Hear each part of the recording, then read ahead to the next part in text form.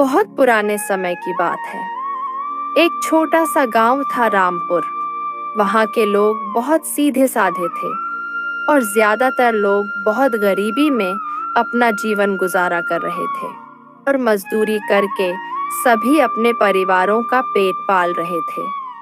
इस गांव में एक सरजू नाम का गरीब आदमी अपनी पत्नी मधु और बेटी पिंकी के साथ रहता था। सरजू हमेशा चिंता में रहता। बारिश आने वाली है। इस बार भी हमारे घर की छत ठीक करने के लिए हमारे पास पैसे नहीं हैं। इस बार भी हमें पानी में ही सोना पड़ेगा। 2 वक्त का खाना तो हमें ठीक से नहीं मिल पाता। अभी छत ठीक करने के लिए मैं पैसे कहाँ से लाऊं? कभी काम मिलता है तो कभी नहीं मिलता। कितने सालों से जिंदगी ऐसे ही कट रही है। कभी कभी तो समझ ही नहीं आता कि हम जी ही क्यों रहे हैं। ऐसी जिंदगी जीने से तो मर जाना अच्छा है। लालत है मुझ पर कि मैं अपने परिवार के लिए कुछ नहीं कर पा रहा। तुम लोगों को पेट भर खाना भी नहीं दे सकता। कभी कभी खाना मिलता है और कभी कभी आधे पेट ही पानी पीकर सोना पड़ता है। आप ऐसा क्यों सोचते हो?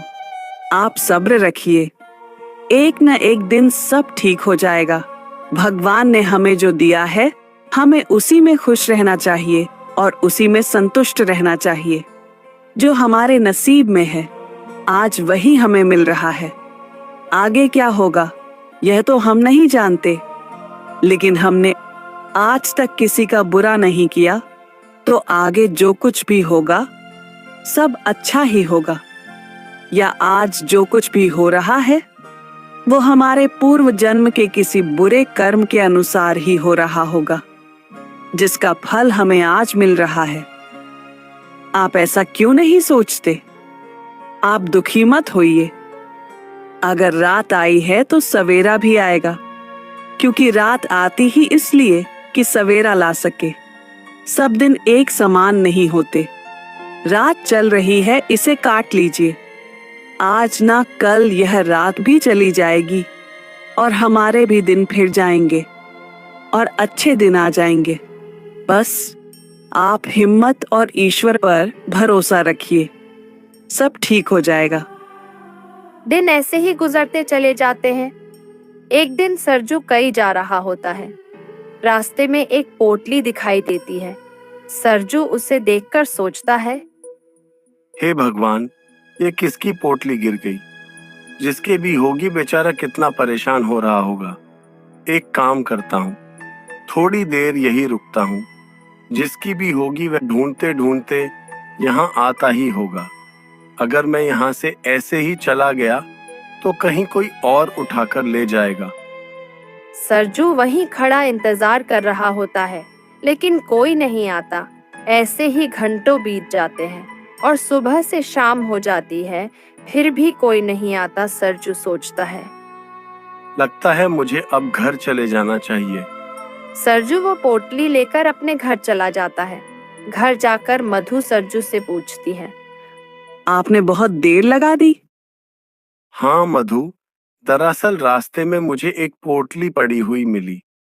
लगता है किसी से गलती से गिर गई होगी। अगर मैं वहां से ऐसे ही चला आता तो वह पोटली कोई ना कोई उठाकर घर ले जाता।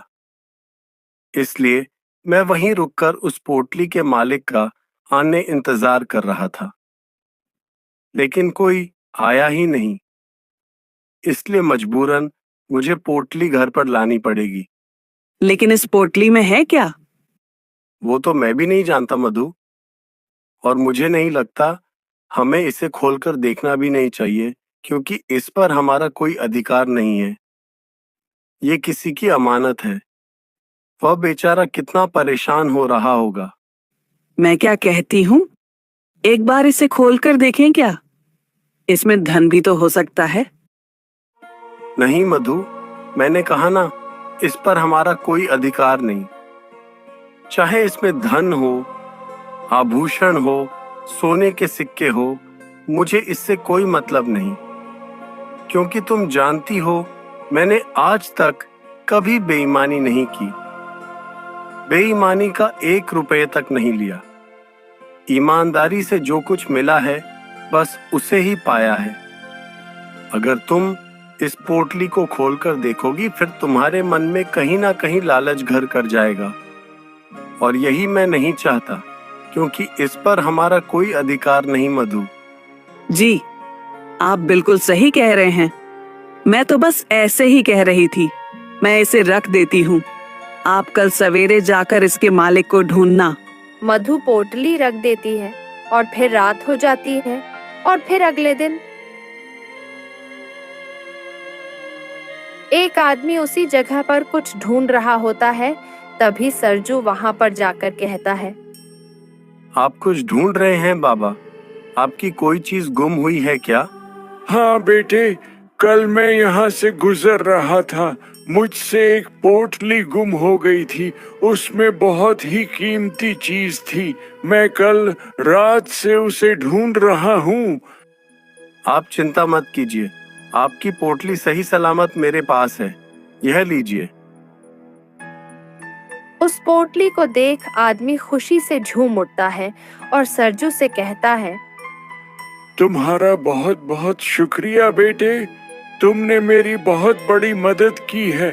मैं तो सोच भी नहीं सकता था कि यह पोटली मुझे वापस मिलेगी। दरअसल मुझे धन की बहुत आवश्यकता थी, इसलिए मैं अपने पत्नी का कमरबंद बेचने जा रहा था और रास्ते में पोटली मुझसे गुम हो गई थी। मैं तो बहुत परेशान हो गया था।